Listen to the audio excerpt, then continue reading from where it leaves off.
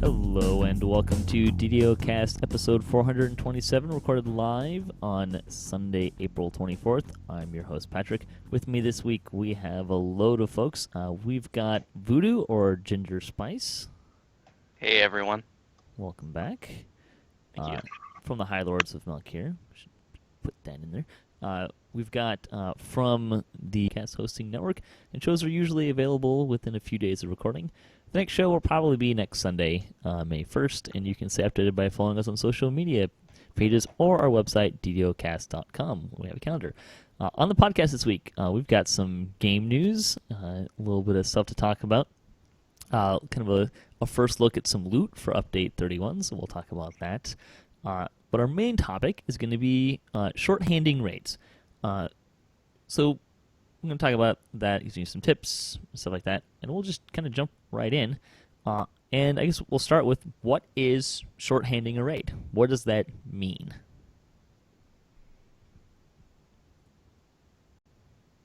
Well, it's doing a raid with less than the maximum of 12 people. But to paraphrase my guildmates, Steelrender and Lotusfly, doing a raid with 1 or 2 people can be like 800% trickier compared to doing it with 5 to 6 people, and doing it with like 10 or 11 people is practical. For Update 31, so we'll talk about that. But our main topic is going to be shorthanding raids. So I'm going to talk about that, using some tips, stuff like that, and we'll just kind of jump right in. And I guess we'll start with, what is shorthanding a raid? What does that mean?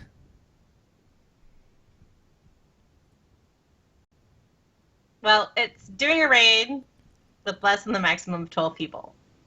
But to paraphrase my guildmates, Steelrender and Lotusfly, doing a raid with 1 or 2 people can be like 800% trickier compared to doing it with 5 to 6 people, and doing it with like 10 or 11 people is practically the same thing as having a full party.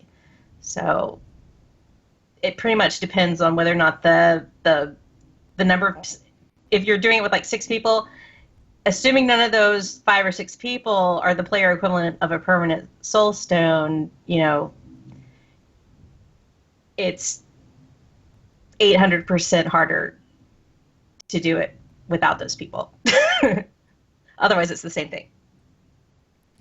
Yeah, I'd say it's probably when you get below, I don't know, about 9 players. Because I think 10, 11 is kind of a full party. I mean, technically you're a short man, but I'd say once you start getting into the 6, 7, 8, 9 range, then you're short manning.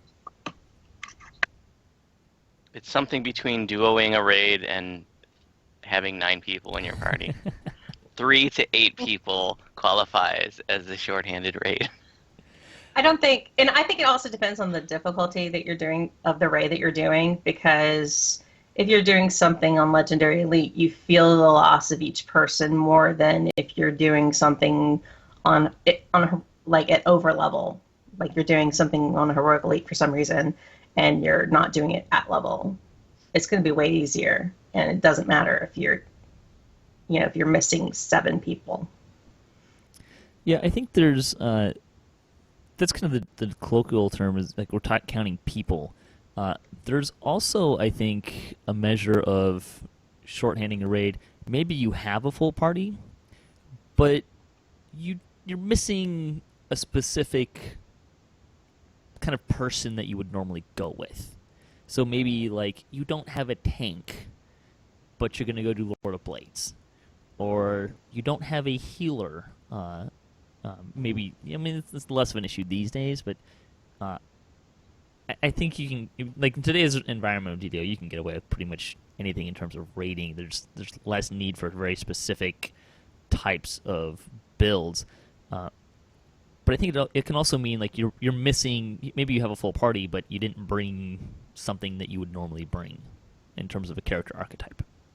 I think that's kind of the one thing that I would add into that. But yeah, it's you don't have as many bodies as you're used to having, which can make it a little more interesting. So why do we short man raids? Why do we go shorthanded, or what are some things that? Why do we do that? Why should we do that if we should be? Because nobody plays DDO anymore. No, I'm just kidding. Sometimes you're doing raids at non-optimal times. It's tough to get a group together if it's not prime time. Maybe half your guild is on a TR binge. There's all kinds of different reasons that maybe you might not have 12 people available. I think lag's a big issue lately too, and I think a lot of people are looking more at short manning because you can tend to get better performance out of the raid by keeping a couple of spots free for lag. Yeah, without the scaling, it improves the quality of your raid life. Yeah, or you just get impatient. That was kind of my... Yeah, that's another thing. That's another reason. You don't want to wait around for a full party, so you're like, you have a set time you're going to wait for people to hit the LFM. Yeah, I've done that. Let LFMs up for 10 minutes. Let's go. We don't have a healer. Exactly. I'm on an artificer. I'll heal. Well, yeah, I think it was. I was doing a heroic shroud, and it was just after the legendary version had come out. And normally, before that point, if you put up an LFM for a shroud, it usually would fill with a handful of people at least pretty darn quickly. But at that point in history, there was no way anybody was going to hit that LFM. Everybody was doing it on legendary. So I just okay, with 3 people, let's go, let's do it, whatever. So there's also sometimes you have your reasons. There's also an aspect of challenge. Some people just do. They go short man because they want the challenge. That's kind of their bragging rights too. I mean, there is that factor with some people that they want to post their solo video on YouTube and put it on the achievements forum and say that they did something in 5 minutes or whatever. Well, soloing and doing, I don't know, that's a little bit different than shorthanding. I mean, we're not really talking about soloing and doing. But soloing is the ultimate short man, though. It's a short man, and it's the extremism of it. So, I mean, I think it falls under the umbrella of shorthanding the raid, but, it's not necessarily what everybody who is interested in tips about shorthanding a raid is interested in. I remember, Ash, were you around when we were running a Vision of Destruction, and we were kind of, it wasn't the thing to run anymore, but we were running it on Elite, and the guy who led our raids, he basically got fed up waiting for someone to kind of come, quote, heal, and he said, all right, we're doing this no divine, we didn't bring a favorite soul or a cleric, and we went and ran Vision of Destruction. Because it was partly the aspect of being done waiting, and also kind of a challenge. All right, well, no one wants to join this. We're going to do it without that, and kind of make it a challenge and make it kind of the point. I don't remember if you. Yeah, I remember that. Mm-hmm. Yeah, he had a really good bard that he used to do. I remember he used to also short man just the old 6-man epics, and the bard was the healer, which back in the day was a challenge. But yeah. It was kind of funny because I thought it was almost cheating that he was going to bring a dedicated healing bard and say we're not taking any healers. But there's times when we did Vision of Destruction with the Damsels of DDO with Wolfpack. We didn't have a full party then. I think we had maybe 9 people or so. And the other time doing them with level 15 Iconics on Wayfinder, I think that you hosted on DDOCast Splat, where we had the restrictions where you're only going to have the stuff that your iconic character was born with at level 15, and we got you have to yeah, we did, and we weren't short banning, but then we put in kind of these restrictions where you can only have this stuff to do it. And you have to be this level, and you have to be this build, or this type of character, and you didn't necessarily come with all of the tools that you need to win the raid, or maybe that you're used to using, but you've added this artificial challenge, just to shake things up. People used to do single class shroud raids for a while too. Oh yeah. An all wizard shroud. I remember doing an all druid shroud. That was a riot back when druids first came out. Yeah, and now that would work a little better. Because there's a lot of almost all warlock shrouds. So nowadays, that hasn't gone out of style. So a group's looking at shorthanding a raid. what are some things that they should consider in doing so? So this is when I kind of like really, I maybe overthought it, but when I first started thinking about factors that led to successful raids, my brain kept returning to the fundamental concept in project management called the triple constraint. And the model is used across industries and disciplines with tweaking. So I thought, why not apply it to raids? The triple constraint is often pictured as a triangle with each side representing one of the three main factors that leads to like a successful project, or in our case, a raid working. So let me see. Okay, there's a slide up there. So you can see that the three things are time, resources, and the scope. And the scope in this case is the level difficulty of the raid, because like if you're doing a heroic elite shroud at level 19 for bravery bonus, or versus doing it at level 30 just because you need a particular shard before you reincarnate so you can make another displacement cookie, that's a totally different kettle of fish, talking about those two sets of shrouds. Likewise, doing 2 heroic elite shrouds versus doing a legendary elite shroud is tantamount to comparing a Chihuahua to a Great Dane. Fundamentally, they're both dogs, but one is a much bigger deal than the other. Can I make a confession? Uh-huh. I've never made a displacement cookie. What? Me too. Oh my Quite god, the I power. love them so much. I'm addicted to displacement cookies. And I really like having, I mean, there's no way I can have enough displacement cookies that I'm always displaced.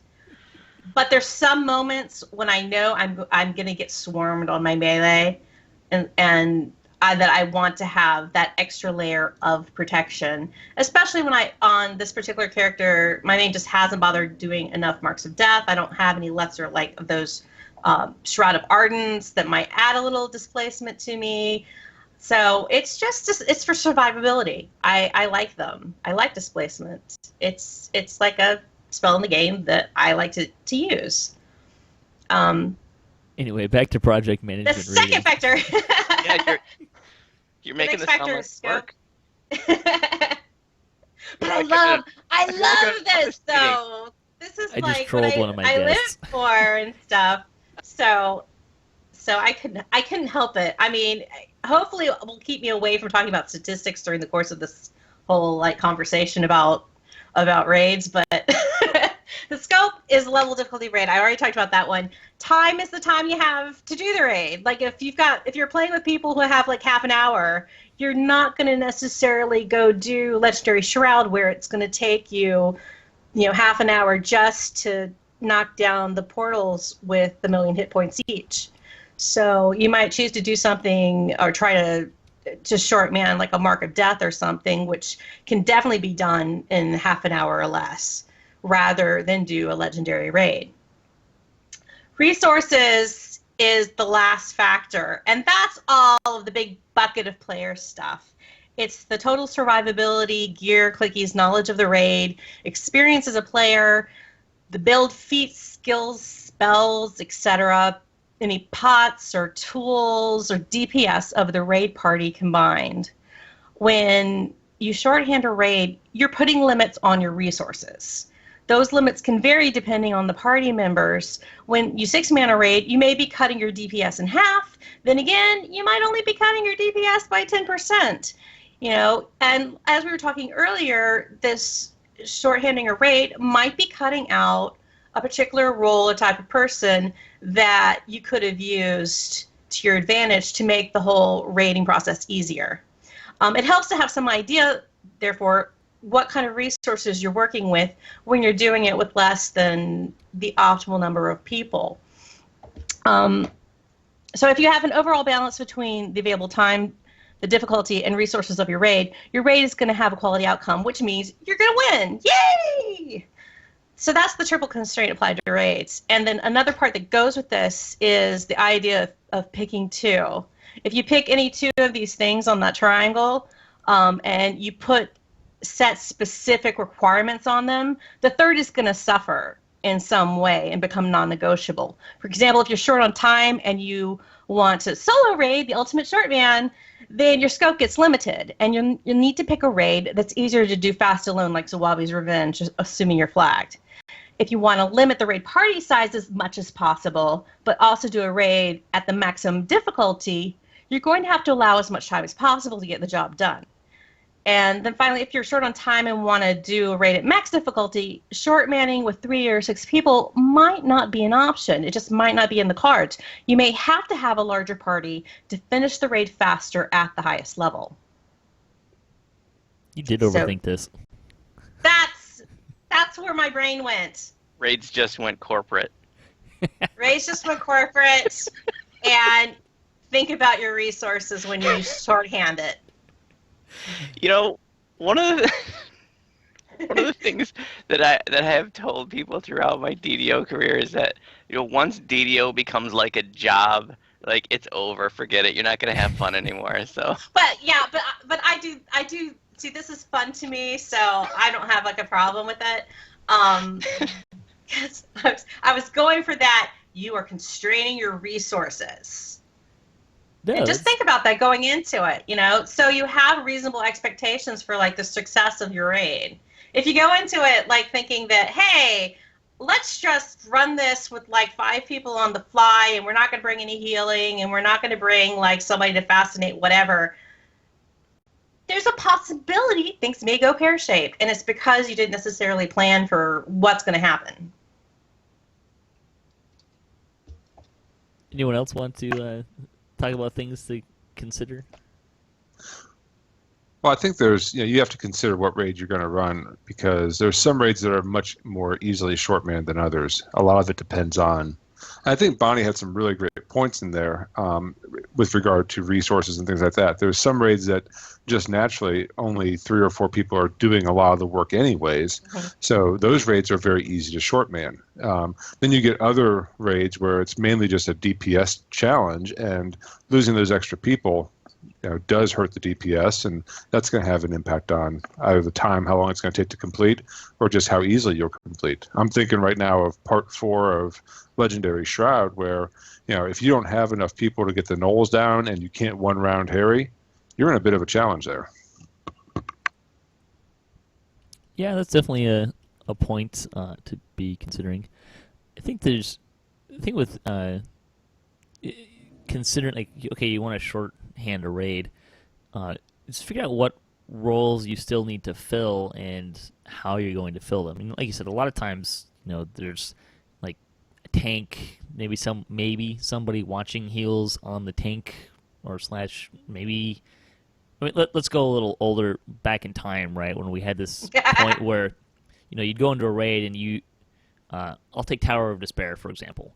When that was the end game raid, you know, you had a Horoth tank, a Sulu tank, a healer for both, maybe a healer for the party, or kind of something like that. So there's 5 people right there.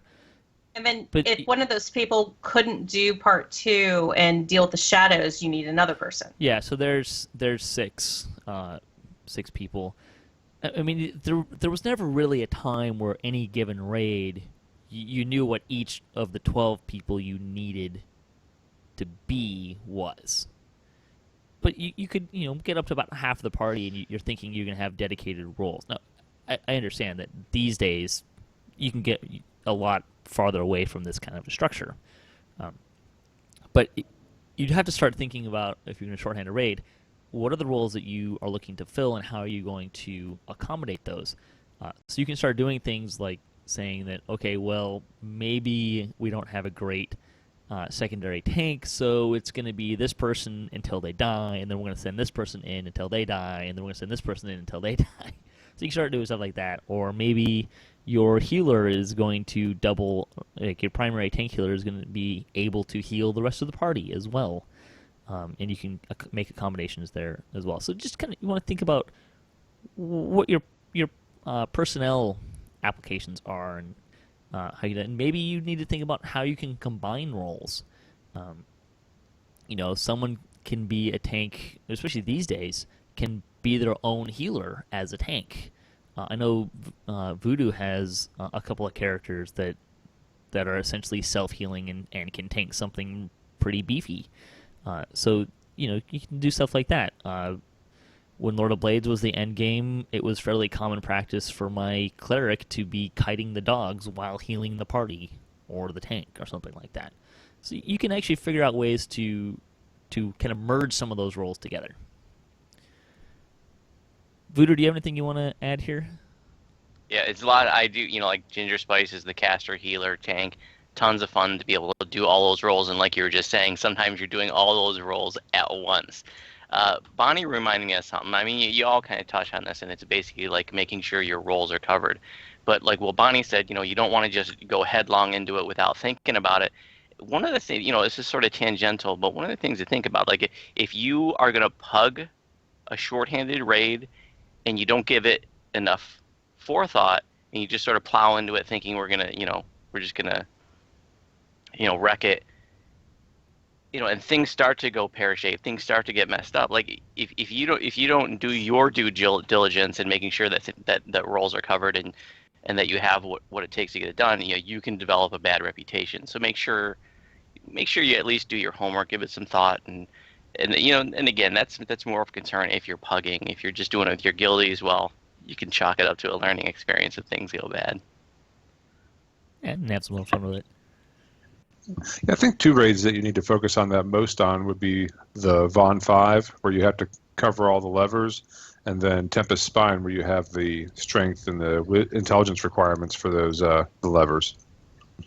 Oh man, I was doing a guild run of Tempest Spine, and I was leading, and we got to the intelligence and the strength, and we didn't have that in my guildies. We just letting me have it.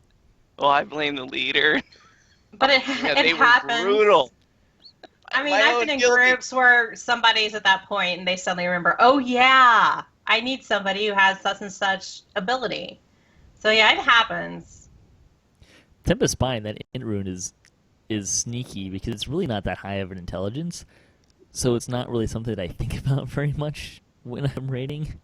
And we got to it once and I was like, oh crud, does anyone have intelligence? And someone did. They were just getting into the quest. We had to wait a little bit for them to get there, but it was kind of an amusing point in time. I think what you're saying, Ash, is a really good point. Is bodies. Some of the raids, particularly Von 5, they are designed with the intent that you need to have people pull certain things at the same time. So it's an important consideration to have, because if you don't have enough people, you literally can't do it, and it doesn't really even matter what people they are for the most part. Although Von 5 has 2 points where you need multiple people, and some of them have wisdom and strength restrictions, but they're pretty low. I'm trying to think if there's other raids that are designed in that manner. With Twilight Forge, the pre-raid that you have to do, it's kind of, I mean, you could solo the prep and then everybody runs, but usually it's easier sometimes to have a couple people, and quicker to have a couple people to get things done. Plane of Night, you don't need to have 3 people, but since you have to kill 3 pillars at roughly the same time, it can really help. It saves you on headaches. I mean, really, it's kind of like one of those things that if you're going to shorthand it and do a tiny raid, then you want to have, like, say, at least 3 or 4 people for some of these raids, like Vault of Night and Twilight Forge. But if you really, really, really want to go for the challenge and, like, cut off your hands and try to do it with just 2 people or solo it or somehow. Where there's a will, there's a way, and there's like a class that has a pet that can pull levers for you and things like that. But yeah, sometimes there's a kind of like this absolute 0 point of no reward if you go below that number of party members. So let's talk about tips for actually completing a raid where you're running shorthand. What are some things that you should some tips to do to make sure that you actually successfully complete such raid?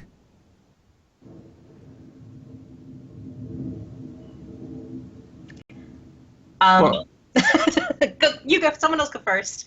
Well, yeah. Again, I would say again, it's probably going to be very raid specific. You look at certain raids.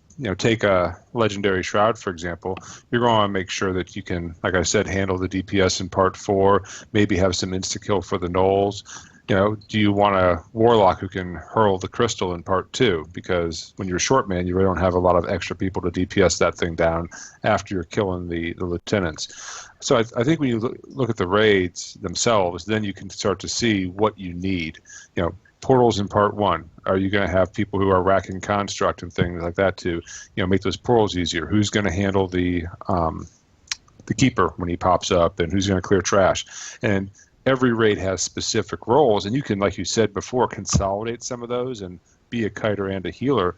But you have to know the raid well enough to know what those specific roles are that each phase needs, and know what your minimum coverage is from a skill set standpoint, and then which classes have those.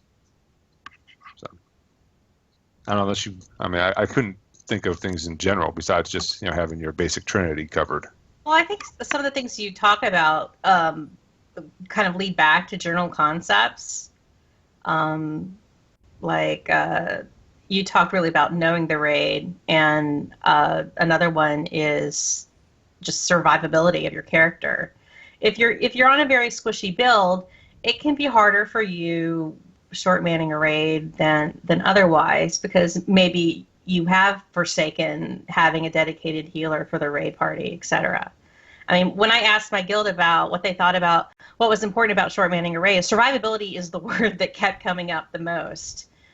And so that's things like, do you have high saves? Are there people with high saves? Are there people with evasion? Are there people who run around and zig and zag like they're a Harlem Globetrotter or an NFL quarterback, avoiding taking any damage in the first place?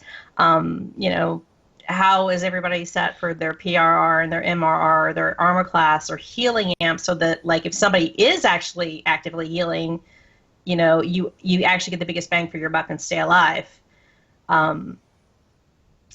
So I think, like, to quote my guildie Steelrender, he says, the main thing is to survive the raid. And after you establish the not dying part, you can focus on doing other stuff too. And because it's pretty hard to do stuff, to do the raid when you're dead. So stay alive. No matter what happens, stay alive, and then you can worry about getting the raid done.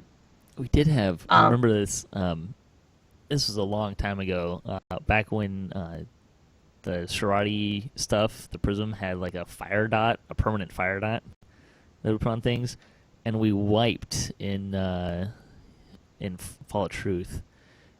And we're like, wait, don't recall. They're both really close, and they both had fire dots on them. And so we waited for like 5 minutes to see if it was actually going to happen, and we were within 10 seconds of the raid. Oh my god, complete. that's crazy. Staying alive is so important. Like, I've literally been in a situation where, like, I'm alive and trying to hold it together, and like somebody's dead and literally telling me how great their DPS is while they're dead, and I'm like, really? You're not doing any DPS right now. You have 0 DPS. And that's also why, like, right now, melees, it's harder to be a melee character in, say, legendary raids than ranged or warlock builds, because melees, a lot of times they have to stop doing DPS to heal themselves. And, a warlock ranged character doesn't have that much of a problem. They don't have as many points where they're interrupting their DPS to heal themselves. In the case of a warlock, they may never interrupt what DPS they're doing because they have their aura going when they have to heal themselves or top off their hit points with, was it Shining Through, or I can't even remember what that tier 5 enchanted spirit thing is. And the other things like a Jack Jipper's blade.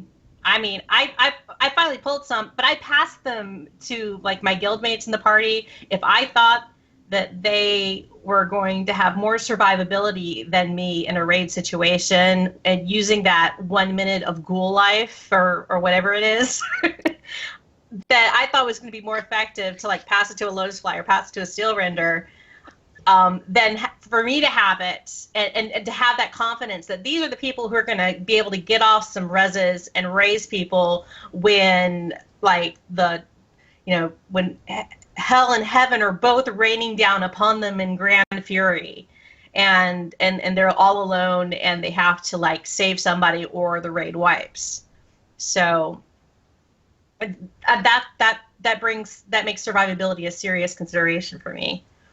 Yeah, being prepared, on the party level is important, but like Bonnie's is broaching right now, is being prepared on a personal level too. Like, get your Gibbers Blade, folks. Like, it's a quick run, it's awesome XP, and you're gonna eventually pull it, and you're gonna get tons of XP in the meantime. And also, make sure that you're bringing it. Don't be in a junk destiny. If you're doing 6 people in a raid, don't walk in there, on legendary dreadnought when you're Sork or something like that. Make sure you're in a good destiny. Make sure you got supplies. I mean, this is just, this is important for all raids anyways, but, I've been in situations where, like, the arty's up and we need to get people raised, and arty's like, oh, I don't carry raid scrolls. What? You're an artificer.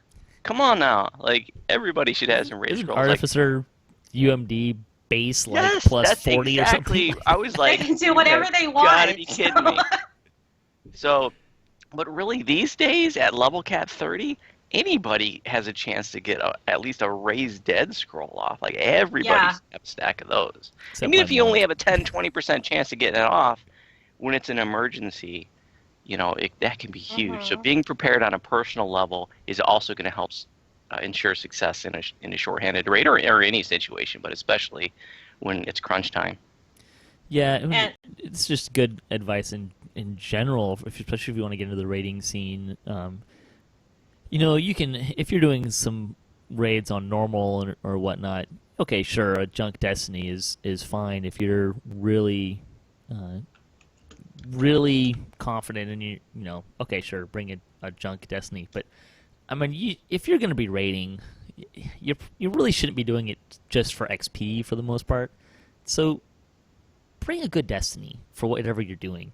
Now, it doesn't mean you can't bring a destiny that you're maybe trying to level up or in a specific sphere or something like that. But bring something that's going to be beneficial and really help you benefit and make your character better. There's not a huge difference. If you're even considering it, you should ask the people that you're raiding with if it's cool.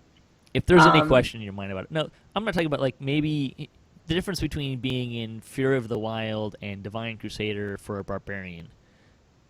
The difference there is probably negligible. It probably doesn't really matter. If you want to bring whichever one of those is less good for you, or Legendary Dreadnought, those are in 3 different spheres. Maybe you're trying to level up Karma in one of those spheres. Okay, sure. As a raid leader, I'm probably not going to call you on.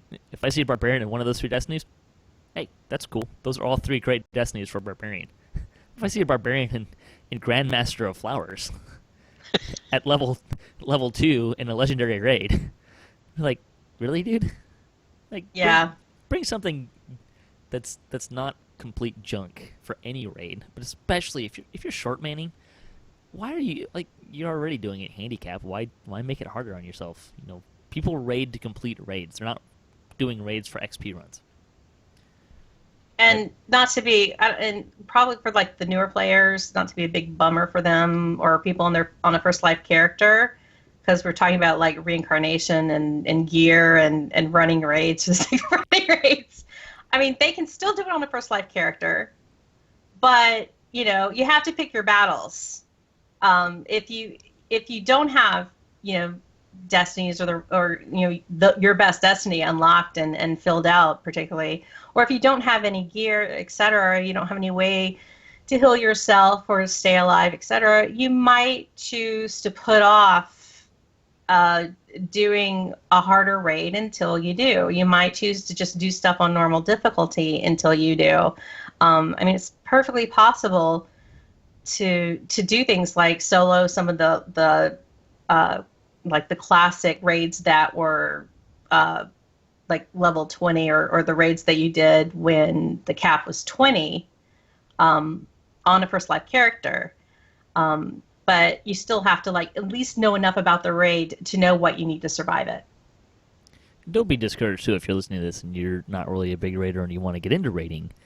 Like, I know Voodoo and I would, like, if you sent us a tell and said, hey, I'm new to the raid, and I see you're doing it on Legendary hard, and I'm a first lifer or something like that, we'll probably still take you. I mean, unless we're looking for something really specific. Yeah. If we're doing something on Legendary Elite, okay, maybe it might not be the best time. But it doesn't mean I'm not going to take you either. I'm pretty agreeable to taking most anyone. But I'm gonna ask you to bring your best Destiny and bring your A game to something like that too. So. But say if you're a player on Sarlona, you might want to wait around until Voodoo's guild does a teaching raid. Thanks for the plug. That's a great way to do it too. So. Anything else we want to say on the topic of what you can do to improve your chances of winning a shorthand raid? I talk about like consistency is good. Consistency is good, and maybe I'm going to like mini rant a little bit, but my guildmate Lowsfly, he basically puts down like soloing a raid or raiding in general in terms of an equation that X is how long you can survive, Y is your DPS, and X times Y equals the distance you can go. And so as long as the distance you're capable of is greater than or equal to what the raid needs you to do, you can solo it or you can complete it with the number of people that you have in your party. So when you consider that equation, you know how well you can heal yourself. You should have some general idea of how much damage you're taking, and you have some idea of how much damage you consistently do. And when I'm thinking consistent DPS, I don't mean that lucky Mortal Fear proc you had when you were Adrenaline. That's a nice screenshot, but that's also kind of like chance, random number generated DPS. If Shirati spends 6 hours like re-entering Zawabi's Revenge on Epic Elite until they hit their 2% chance of getting Joy Love on Tea with the Queen, then they proceed to complete the raid successfully in like 5 minutes. They didn't really do the raid in 5 minutes. They did the raid in 6 hours and 5 minutes. And using that strategy, they maybe have like a 1 in 2,500 chance of actually repeating that DPS in any given raid situation. So what I'm looking for is something like this, more like consistent, knowable damage that you're going to do, the base damage hits that you're doing. Consistency is like a superpower. If you can't repeat what you're doing multiple times in a row, scientifically, you got to like reject the hypothetical damage that you're getting randomly. And I'm talking like critical hits. I'm talking about anything that the random number generator is going to control. So rely more on things like improving your melee power, your ranged power, your spell power, because that's the stuff you can count on happening whenever you do hit. Increase your 2-hit chance so you have less of those grazing blows as you get higher in difficulty of raids. And count on the thing that you probably will get an average amount of crits based on what's on your character sheet.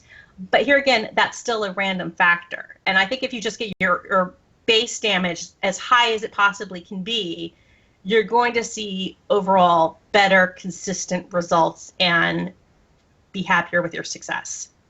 There's a couple of other things I'd like to mention to the raid leaders out there. One of the things that you can do, in making sure that you understand all facets of the raid is that, go in there by yourself, or maybe take one of your bestie guildies or something. And who cares if you die? Just go in there and see how far you can get. And if you can solo or 2-person a raid, well, then you can do it with 6.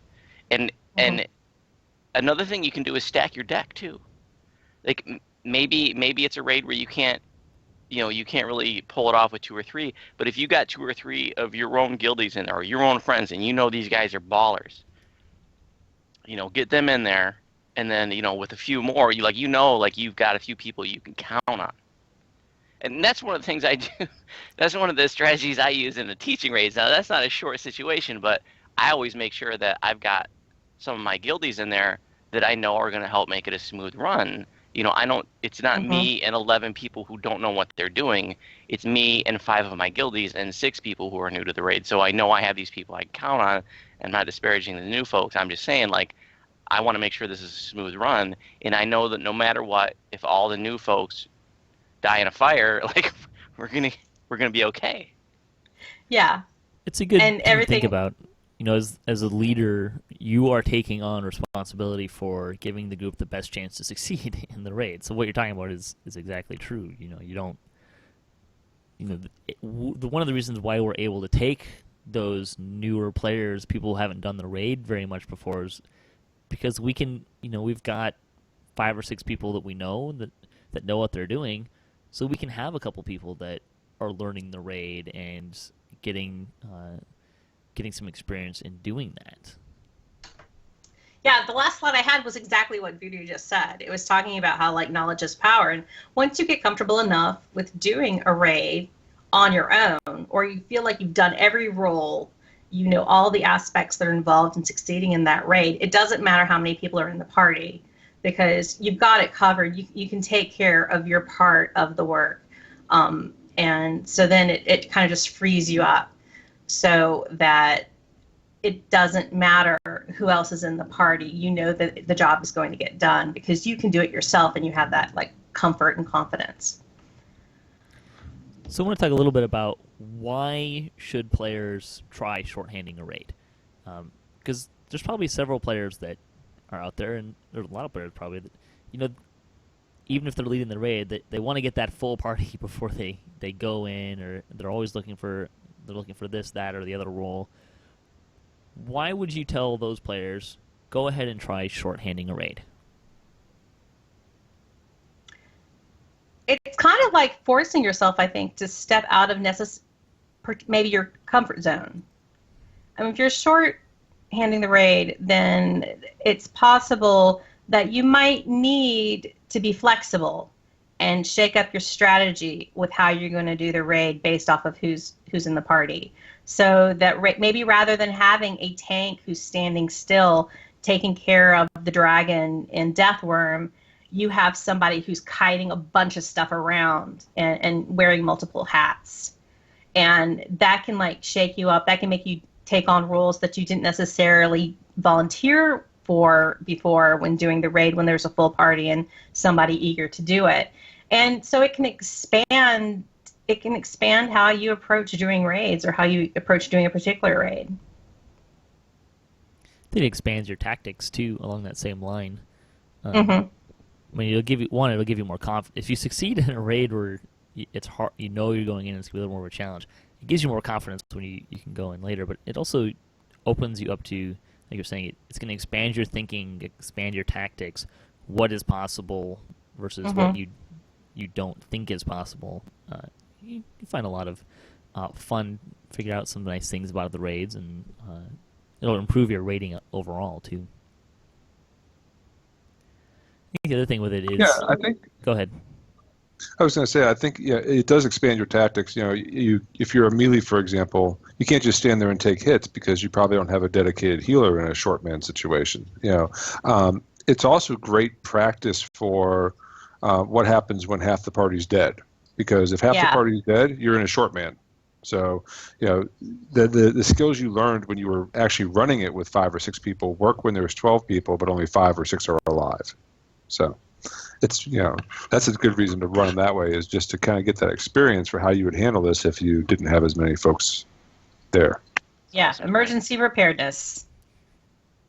Mm-hmm. I think what Voodoo was saying earlier too about the idea of, you know, you're going to have a core party.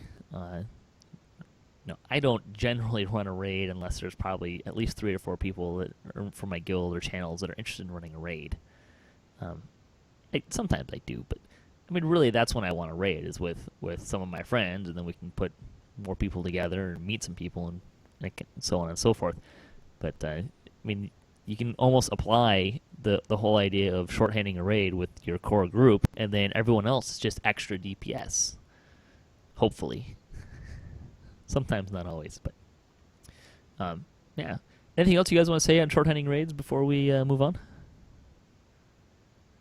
It's fun. Yeah, it is fun. Raiding is fun.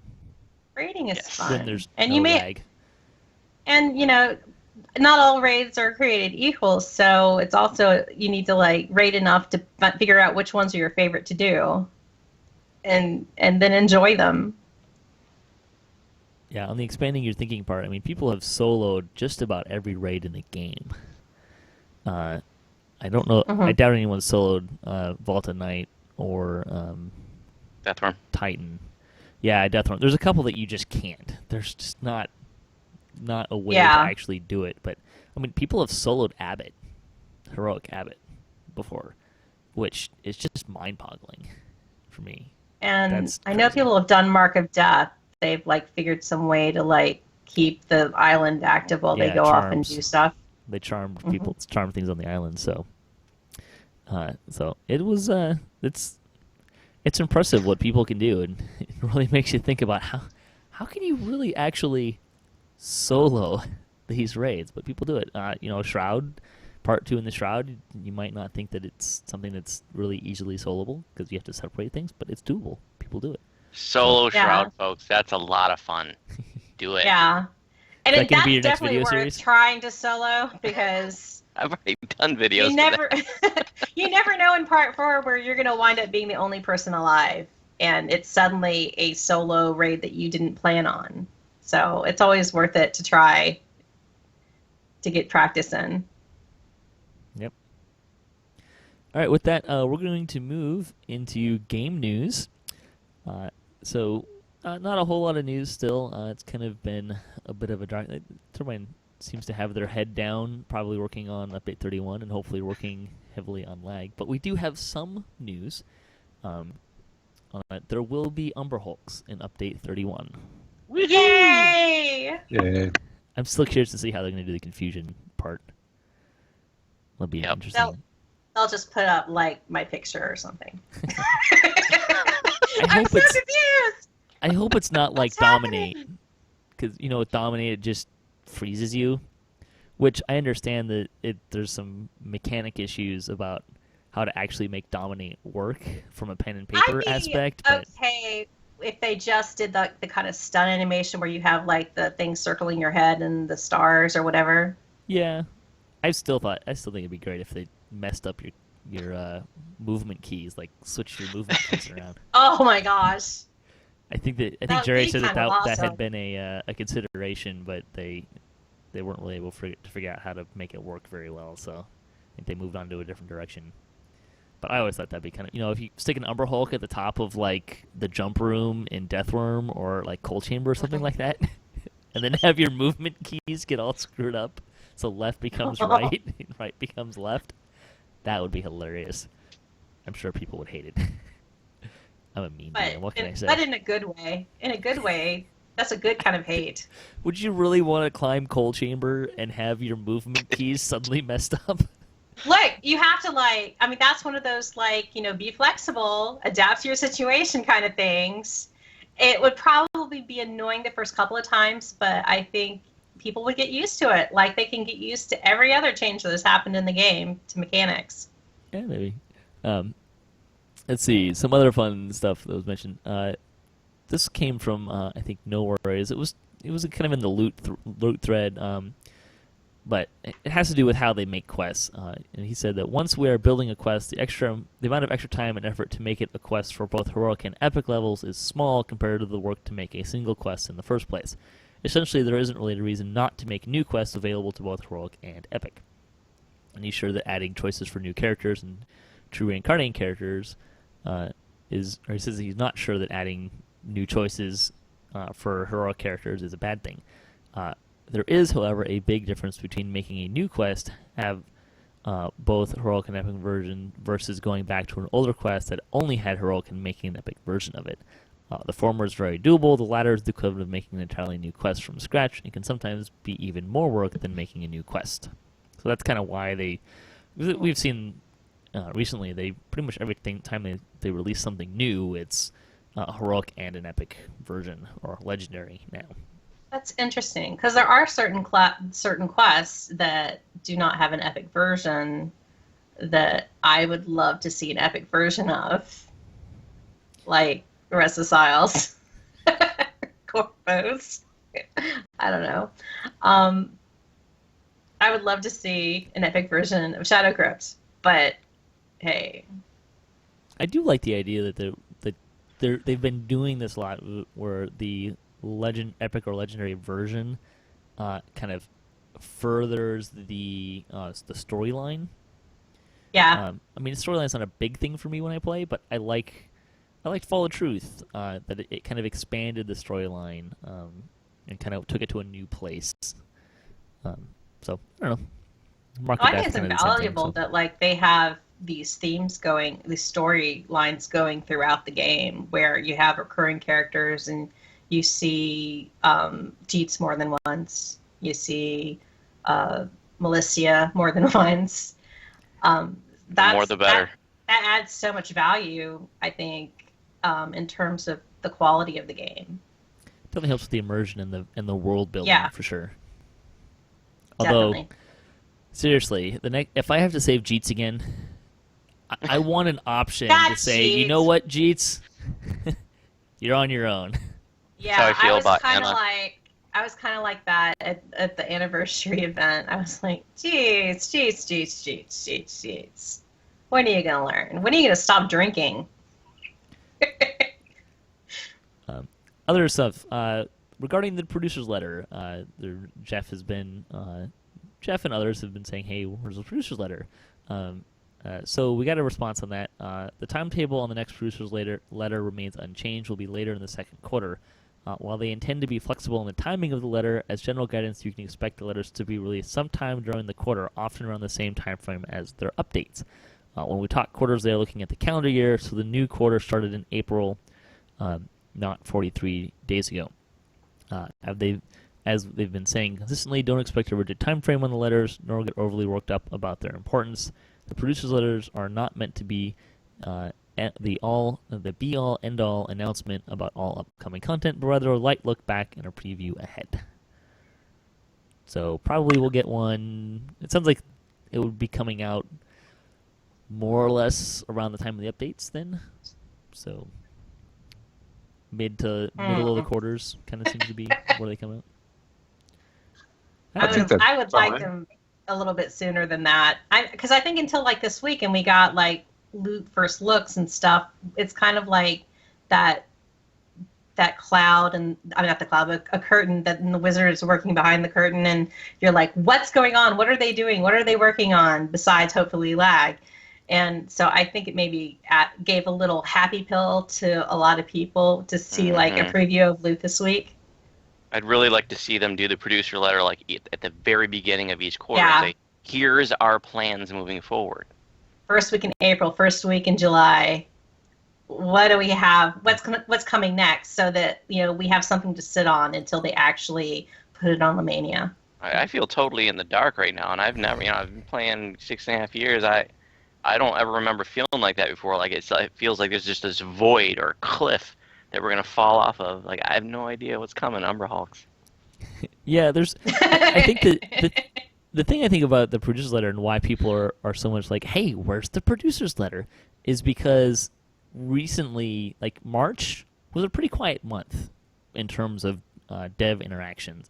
I know they had a lot to do with the data center move, and they've probably been working a lot on lag and maybe this, that, and the other thing. But I think that was really is where the players are coming from, is we don't know what's coming next. Like all of last year, even if it was kind of dark news-wise, we kind of knew where the storyline was going, right? Like we had this storyline with the Devil Invasion, and we knew that like if you played the content, you knew that okay, the first set was in Shavrath and with the Archons, and then you knew that the next set was going to be somewhere in Eberron because Harry went to Eberron. So you kind of knew where things were going, even though there wasn't a lot of stuff coming down the pike from the devs. Well, that storyline finished, and then we didn't really know what was coming. What's next? Yeah. And do this though. Listen to me, devs. Okay, you do this. If you make Tomb of Horrors the Halloween special, all is forgiven. Okay, that's all I'm saying. Okay, all is forgiven. Or something inspired by the Curse of Strahd.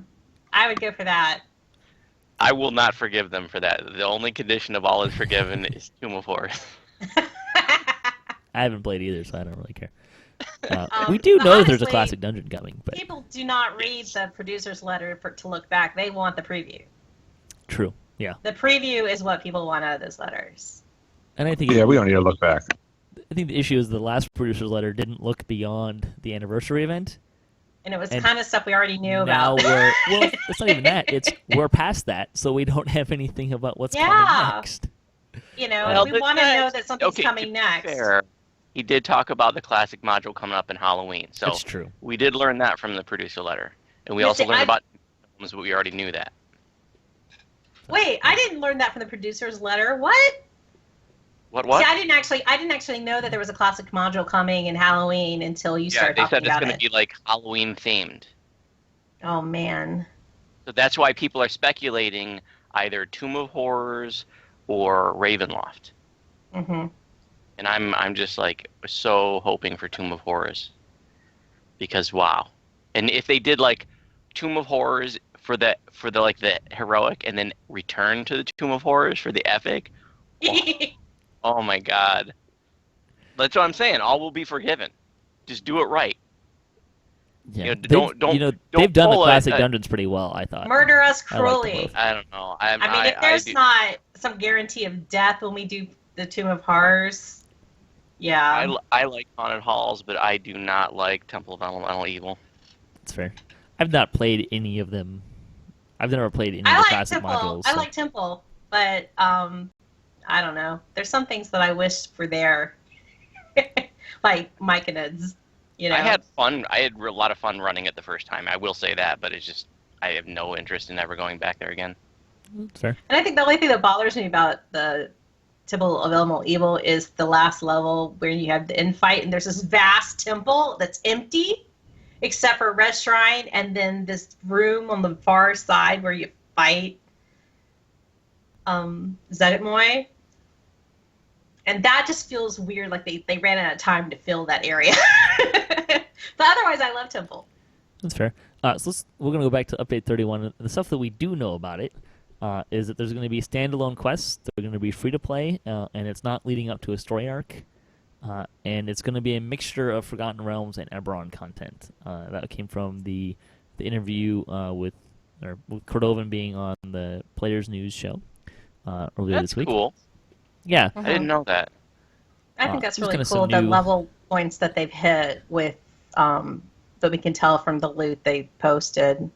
Yeah. We can tell Oh, there's going to be a the 13, a loot's 15, and a amazing. 17. Speaking of the loot, so we got a first look at the loot. What kind of stood out to you guys? Anything that everything Crazy! maybe? Oh, I keep hearing overpowered, and I'm like, shut up about the overpowered. There's some nice items in there, I'll tell you. There are actually some nice things in there that I want. The You know, thing and that other I- things that if I've had a Pale Master, I would want something, but I'm never going to be a Pale Master. But I can tell that there's things on there that my Pale Master friends will be so happy about. I like that they kind of touch a variety of different things. There's a set of gloves, for example, that do some Masonic spell power and have charisma on them. That's great for a bard. Also has perform on it, I think. There's a nice ring in there that has some melee power, some range power, some seeker, and some strength, which is a really good melee ring.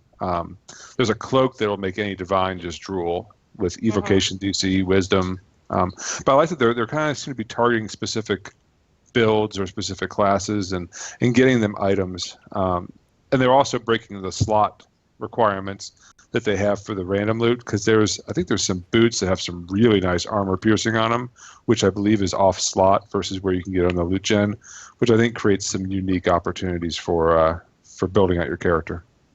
The helmet sound really like- sticks out for me because it has potency and it has high potency 131. Just like in addition to insightful potency, we haven't had a potency item in a while. You know, we were lacking that high end potency item. Like we could get 100 on Thunderforge, but why are you going to go there when you can get 150 to specific? We had the Sage's Ring, which was like 92. So I'm really happy to see like a big end game potency item. Yeah, and that potency really hits like the 100 from Thunderforge out of the water. I mean, because look, it's got 131 and then insightful and quality. It's crazy. Yep.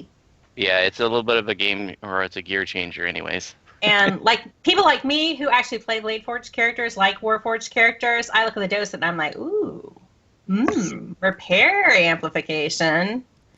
You know, Well, so. And that helm has the magical efficiency 10% on it too, which is nice. I mean, some of the named loot recently, I've been seeing some combinations where I didn't quite get what they were doing because they'd have some really great stuff. They'd have this other thing that didn't seem to really fit the build question. So I'm seeing better synergy with some of this stuff. That was the thing that stuck out to me the most out of all this stuff. It was like everything you looked at was like, okay, everything on this item is useful and like it matches. Everything matches what's going on. You know, it doesn't matter which item you pick. It's like, okay, well, this item is going to be great for anyone that's doing this, and this item is going to be great for anyone that's doing this. It's not like the repair amp is with a negative energy amp and sonic spell power or something like that. Like it's all like this stuff is all in line with what builds will be looking for, and is probably the best set of loot I've seen for named loot, excepting like crafting things for years. I mean, it's Since really Defiler, probably. Yeah, take this belt, for example. You got Diversion 28, Dodge 17, Combat Master 14, and a green slot. I mean, that's a great combination for any roguey sort of character. Even the other belt that they have, which I think is even more indicative of how these items look. I mean, it's a belt that has negative energy amplification 72. So you can increase your negative healing by 72%. Yeah. Greater Boon of Undeath, which gives you inflict moderate wounds on yourself when you get hit. So self-healing, a little bit of self-healing. Enhancement Light Resistance 68 and Quality Intelligence 4. That reads Pale Master's Dream. Yeah, it screams it. I mean, it's like, and you know, the Greater Boon of Undeath is on a couple of places, but not. It's a pretty rare thing. I've never seen anything with negative energy amp that high. I rarely see negative energy amp at all. I think there's some on random loot, but light resistance 68. I mean, that's for a named item. I don't think I've seen really any of those items on more than a handful of items to begin with, and have them all in the same slot with a green slot on top of that. That's huge. It's a major upgrade to.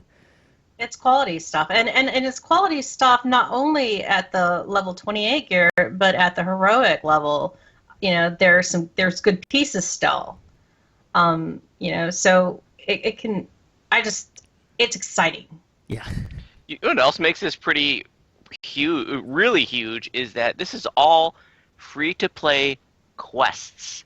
You don't have to raid to get this stuff. It's awesome loot in free to play quests. So it's probably going to be this is probably all going to be very, very farmable. You said I love that they're adding free to play quests. Yeah, that's great. You said Defiler those Just, levels. and I was thinking back probably all the way back to Orchard, just from the standpoint that most of the stuff out of Defiler Just was in the raid. And there was some good stuff outside of it, but yeah. But I think this is even better than both of those. So yeah. Oh yeah, there's some of my Defiler that's going to be coming off. Yep. All right. Yeah. Let's see. Bonus days this week. Double Mysterious Remnants chances through the weekend, through today. And it's a Champion Hunter week, so there's extra goodies from the Champion Hunter in a Hall of Heroes. Store news. The Rise Again sale is on through April 28th. That's 20% off of True Hearts of Wood, Lesser Hearts of Wood, Quest XP elixirs, healing items, and spell point potions. And you can get a free Bracelet of Friends. Which are nice, but I should probably start using those more because I'm getting quite the stockpile from all these freebies of Bracelets of Friends. Right, community news. The 187th Chronicle came out this week. Jidif had a new weapon comparison spreadsheet. I didn't get a chance to look at it, and I should because I like comparing that kind of stuff. Even Note had a video of almost all of the creature companion tricks, 92 pets worth of tricks. I think she's missing like 3 pets right now, which is She crazy. loves her companions. It's kind of I don't want to like put it in a negative connotation, but she's like DDO's cat lady. Like she's got all the pets. I don't mean that to be mean or negative or anything, but I didn't even know there were that many pets out there. If you'd asked me how many pets there were, I probably would have said, I don't know, 50. Apparently there's almost some people 100. like to collect things. Gotta catch them all. Yeah. And Evan's one of those people who really likes collecting them. It's great. I think that the video is kind of cool. It's a lot of tricks, a lot of pets. Yeah, I think it's neat to have it all consolidated into one video. So it saves you from having to necessarily get a pet to see the stuff. Does the Invisible Stalker have tricks? Yeah, but you can only see them if you apply glitter or something to your Invisible Stalker. Kind of weird. High Lords of Malkir had teaching raid caught in the web yesterday. Yeah, it was yesterday. Went well. Good. The guild for the week. Sneak Thieves is a Galanda-based guild that started as a private guild for friends and recently began recruiting for more members. The guild is looking for low to mid-level players who are looking for a small guild to hang out with. Find a member on Galanda for more information. The comment. If your favorite character was the star of a 1980s action movie, what would the name of the movie be called? That's a really weird question. Oh. So, Bonnie, what would the Eretrikos movie be called? Oh, that would be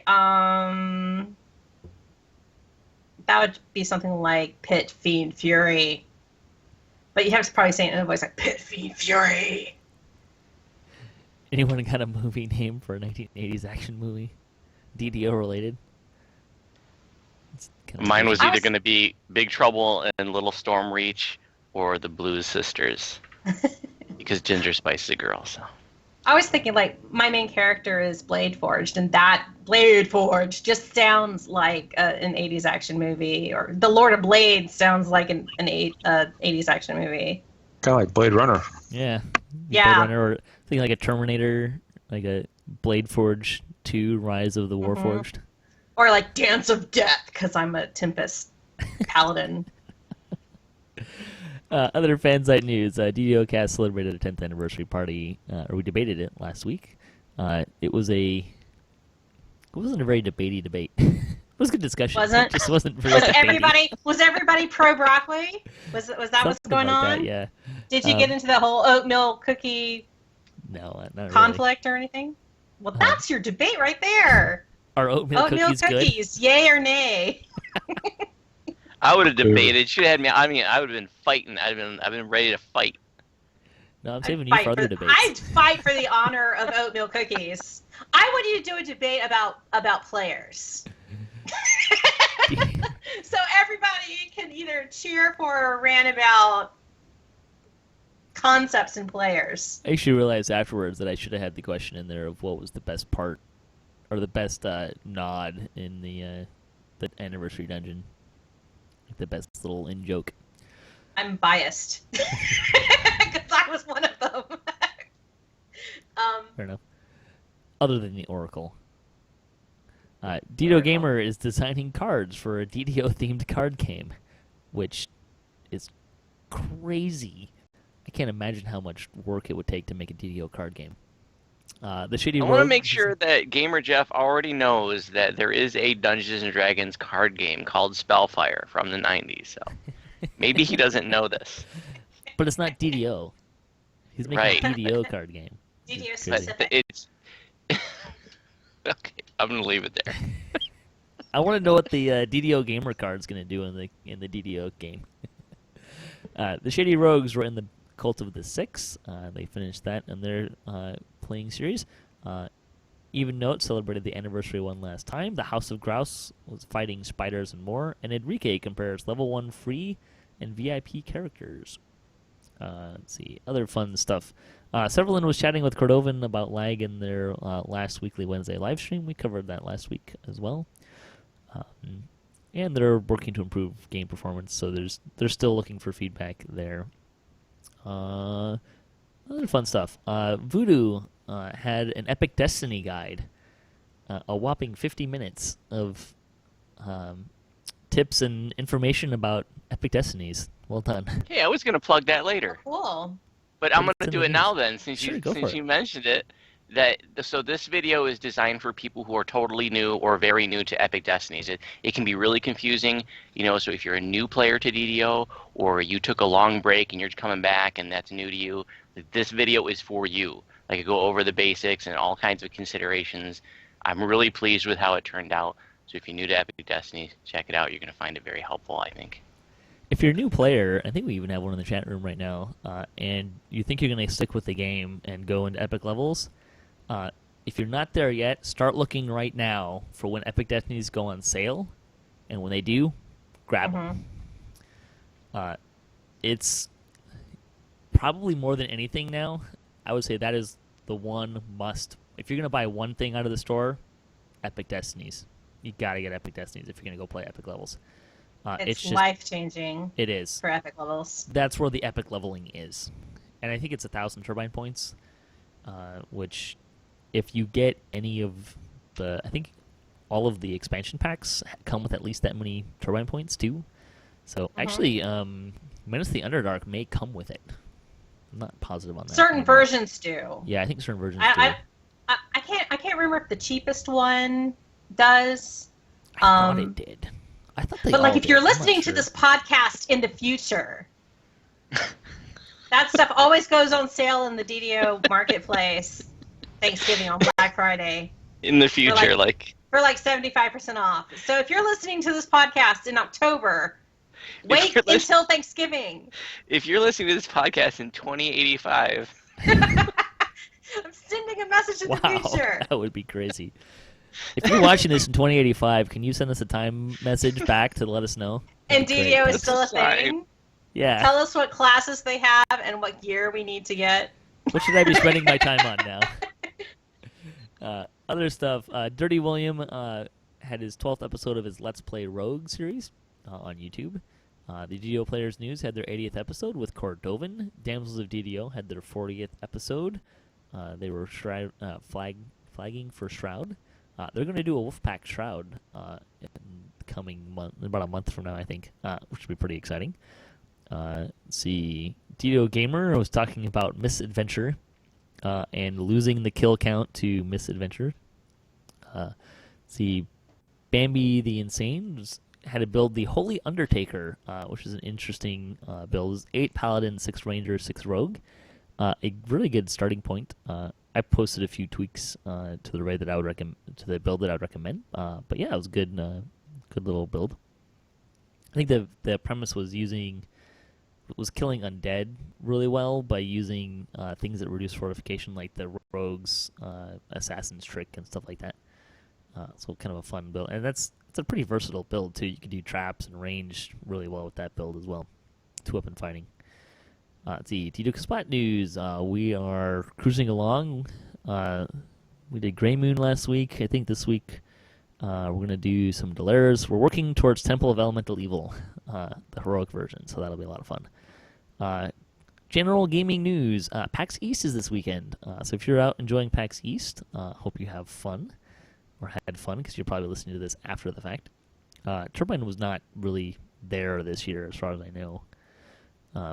They've kind of taken a back seat to most of that stuff. They didn't really have anything new and shiny to really promote either. So, but Jerry was around and trying to meet up with lots of folks. There's a meetup today that I think is happening right now ish, and he's been trying to meet up with folks that are there for PAX East as well. And I know there's the Brits are there, Grimoire and Rach are there. From Sarlona. They're on vacation in Boston, and Judy and Pink are there. So there's definitely some DDO players representing at PAX East today. Judy had a great picture of Pink, a couple great pictures of Pink enjoying PAX. So you can check her out on Twitter and see those. It's kind of fun to. Pink has kind of become the champion of the kid, viewing DDO through the eyes of a kid. It's kind of fun. So yeah, the other thing, Massively Overpowered had an article from their Perfect 10 column, What I Loved About DDO, which is kind of fun to read. It's just things that he liked about DDO. It's kind of celebrating the 10th anniversary of DDO as well. Yeah, it was a nice read. Liked it a lot. Let's see. Lightning Post. Francis wrote in, Francis Olmsford. We were talking about puzzles last week and what the most challenging puzzle was. And they totally called us on forgetting tiles in Abbott as the most difficult puzzle shame. in the game. Shame. What does that mean? Does that mean the goggles? Yeah. Does that mean the goggles puzzle? Yeah. Okay. Which I think in our defense, it's. I mean, I'm not saying it's not a puzzle, but it's not what you would think of as a puzzle in the sense that you're not like moving pieces around like most of the other puzzles. That's more like giving directions. Patrick. I'm not saying it's not a puzzle, and it's a great. That's being bossy. That's not a puzzle. Yeah, I don't know. We just didn't. Or having There's a lot wings. of pieces of the game. It's my favorite too. I love Abbott, and No, that's a good I one. love goggles. Actually, I was running it today. The puzzle at the end of Delirium can be pretty tricky too. Not because the puzzle itself is a little difficult to figure out because it uses most of the board. It's one of the floor tile puzzles, but the floor tiles like pop up and attack you while you're trying to solve it. Oh, maybe that's hard because I'm too busy laughing at the beholder guy. Because he trashed off. Well, he's talking about right before that. Yeah, not where the beholder is doing the puzzle, but right before that where you have to do the puzzle. Yeah, put up an AoE. Put an AoE on the puzzle. That's not like an acid fog that's going to prevent you from seeing the puzzle. And it works pretty well. Yeah, they can get up pretty quick though. It's like I've watched the light beam get like almost there, and then one of them pops out, and you lose the light. Mm-hmm. No. Yeah. Screaming at the screen. Stupid tiles. Okay. Anyways, our survey question of the week comes from Fracas on Galanda. How can dragons possibly fly with such small wings? Oh, come on. They have an engine in their butt. Magic. There you go. Magic. Yeah, magic. Fun. True. Yeah, that works. Yeah. Plus, their wings are pretty big, unless you're talking about those ones that have the big fat dragons with the two little wings on their back. But it's not a Dungeons and Dragons dragon. Like the frozen dragons in Giant Hold have pretty big wings. I mean, you like run over them going toward the Stormeye encampment. Those are big wings. They're definitely have like this wide wingspan compared to the size of the dragon body. Didn't someone say one? I think I read something somewhere that bees shouldn't be able to fly based on the size of their wing and their body either. But but they flutter fast. Yeah. Or whatever. So. These aren't WoW dragons. These are Dungeons and Dragons dragons. Okay, so how do the Draco Liches fly? Because they're not supposed to be able to fly. That's definitely magic. Yes, I mean, the fact that they're even... They're incorporeal. They're dead. The They can do whatever they want to. I don't want to say alive, but yeah, the fact that they're undead. I mean, isn't that magic to begin with? They probably float naturally. I mean, they're glowing. The freaking Draco Liches are like glowing purple. There's obviously all kinds of magic going on there. They cast a fly spell. Sure, that works. So why do they flap their wings if they have a fly spell? Because they still need to control themselves in terms of direction. Yeah. There's no flesh. It's just we got all the answers here, It's folks. the rudder. Hey, dragons care about looks too, even dead dragons. All right. So we're gonna close out the show here. Do you guys want to plug anything before we head out? I do. Me too. Go ahead. Okay. So, our teaching raids on Sarlona are in round 2. We got about 8 more weeks to go. If you want to learn raids, you're new to raids, this is for you. Like we do, we hold your hand through it. We teach you how it works. You know, it's a learning environment. It's really awesome for new players or people who have been avoiding the raid scene for whatever reason. And I always post details every week in the Sarlona forums. Check them out, and I hope you'll join us. What's the next raid you're going to do? Abbott. Yay! Next Saturday. This coming Saturday. The more people who do Abbott, the better. Hell yeah. Do you make the new people run the tiles puzzle? The last couple times we did Abbott as a teaching raid, we all went into every puzzle together, all 12 people. throwing wands, all 12 people in roids. Yay! It's fun. It's funny and it's fun. I just want to plug my Ladies Night static group that I've been twitching. We didn't do anything last week because I slept through it and people are on vacation. But typically on Thursdays, starting at midnight Eastern, 9 o'clock Pacific, I think it's 6 a.m. if you're in Israel, I group up with a bunch of ladies from Arganessen. Many of them are from the Synergia Guild. And we quest for like about 2 hours and have fun, and we're silly, and we're not suitable for work usually unless you're grimored. And come join us, watch us. You can also watch us like next day, because it's pretty late for a lot of people. It's pretty late for me. I post the videos up on YouTube, and there are highlights available on Twitch at my BonnieBew channel. Also want to point out that Voodoo has some past teaching raids on his YouTube channel as well. Find a lot of They're stuff all there. Yep. They're in the Guides and Strategies forum too, and in my forum signature. Yep. Ash, anything you want to plug? Yeah, I'm starting up a 12-step program for people with displacement cookie addiction. No! Bonnie. I'm not I'll going give back it to an email. rehab. An intervention. No! They tried to make me go to displacement cookie rehab, and I just said no, no, Well no. played. Well, thanks for listening to the show. Thanks to the guys in the chat room today. And thanks for all the guests here with me. And thanks to the other contributors for DDOCast. It's a great group of folks. A lot of folks. If you'd like to be one of those people, email me at ddocast@gmail.com. We'll get you on the show. Thanks to Turbine and Wizards for making DDO happen, and thanks to Cyberairs for hosting the podcast. You can hit us up at ddocast.com for show notes, MP3s, our calendar, previous shows, swag, and other fun stuff. If you'd like to be part of the show, or if you have a comment on this episode or any other episode, or any questions you'd like to hear us answer, I try and answer at least one question from listeners every week. Or if you'd like to hear us debate something, I'm always looking for more debate questions. Any point in time, any topic about DDO. It's a lot of fun. I've been getting a lot of great feedback for the debate episodes. So we're always looking for more debate questions. Or you can just say hi. You can leave a comment. You can email us, ddocast@gmail.com. You can also find us on social media for the latest cast updates. Our closing tip for the week comes from Steiner David on Sarlona. Be self-sufficient and ask questions if you don't know. Good tips. It's great tips. So, until next time, may all your attack rolls be crits, all your chest level appropriate, have fun, and don't forget to try raiding if you haven't before.